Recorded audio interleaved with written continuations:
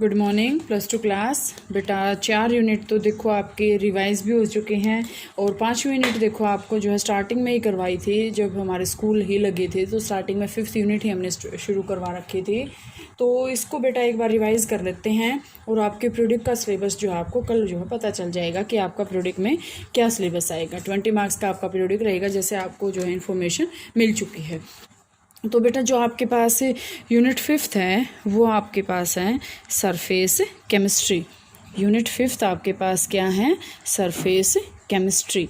अब इससे पहले अगर मैं इसको देखो, मैं एक एक बात यहाँ पे नहीं बताऊँगी, यहाँ पे आपका सिर्फ जो है रिवीजन टाइप में होएगा। सरफेस केमिस्ट्री का मतलब क्या है कि ऐसे इसके अंदर जो प्रोसेस आएंगे कि जो आपके स्टडी क्या होगी कि वो जो है सरफेस के ऊपर अकर करते हैं।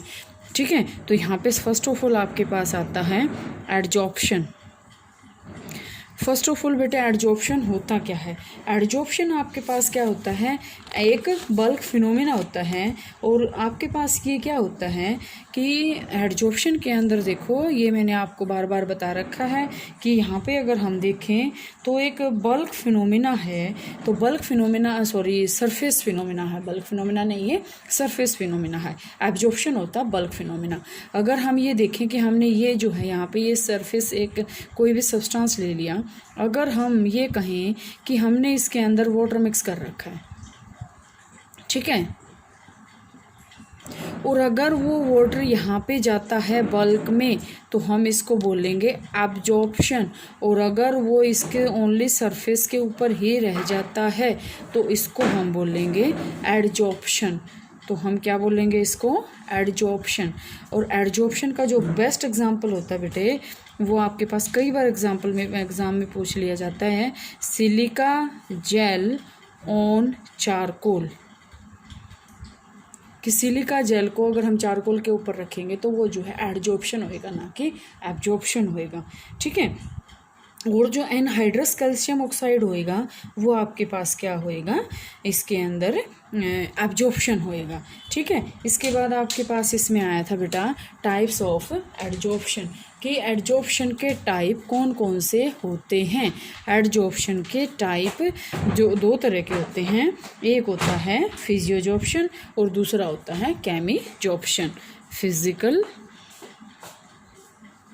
और दूसरा क्या होता है? Chemical adsorption. Physical adsorption and chemical adsorption. Physical sorption में आपके पास क्या होता है? वैंडरवाल फोर्सेस के द्वारा जो हैं एड्जॉर्बेट और एड्जॉर्बेंट जो हैं वो जुड़ जाते हैं। लेकिन केमिकल एडजॉर्प्शन के अंदर क्या होते हैं? केमिकल बॉन्डिंग से ये जुड़ जाते हैं। केमिकल बॉन्डिंग से जो है ये जुड़ जाते हैं। ठीक है, इसके बाद आपके पास क्या है आएगा बेटे? और इसमें फिजिकल एडजॉर्प्शन, केमिकल एडजॉर्प्शन, ये आपको जो है बहुत बार बता रखा है। और सेकंड इसमें मेन क्या है? एक आपके पास आता है कि जो एडजॉर्प्शन होता है वो आपके पास क्या होता है? एक्सोथर्मिक। एक्सोथर्मिक क्यों होता है? ये मैंने आपको बार बार बताया था कि यहाँ पे क्या होता है, डेल्टा एच की वैल्यू जो है नेगेटिव आती है। तो यहाँ पे अगर हम देखें तो यहाँ पे इसलिए इसको क्या बोलते हैं? हम एक्सोथर्मिक बोलते हैं।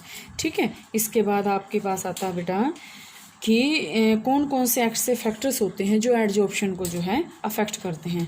तो सबसे पहले आपके पास आता है बेटा नेचर ऑफ एड्जॉर्बेंट। ठीक है, नेचर ऑफ एड्जॉर्बेंट। उसके बाद आपके पास आता है सरफेस एरिया। ठीक है, बहुत इंपॉर्टेंट है ये, नेचर सरफेस एरिया,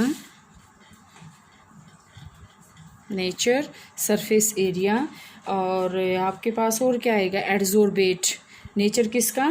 एड्जॉर्बेंट का। Nature of adsorbent, surface area of adsorbent.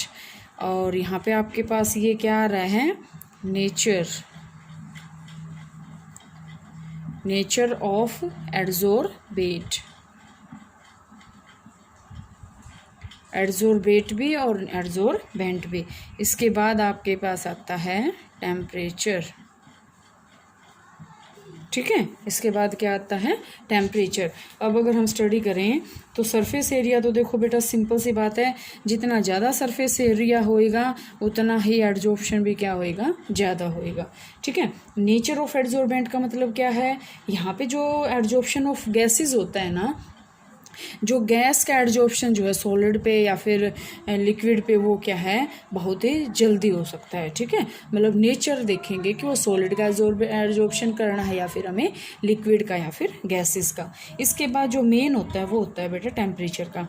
Temperature आपके पास क्या होता है, टेम्परेचर में आपके पास होता है कि टेम्परेचर के साथ ही जो एडजॉर्प्शन होएगा, फिजिकल एडजॉर्प्शन और केमिकल एडजॉर्प्शन क्या होएगा, डिक्रीज होएगा।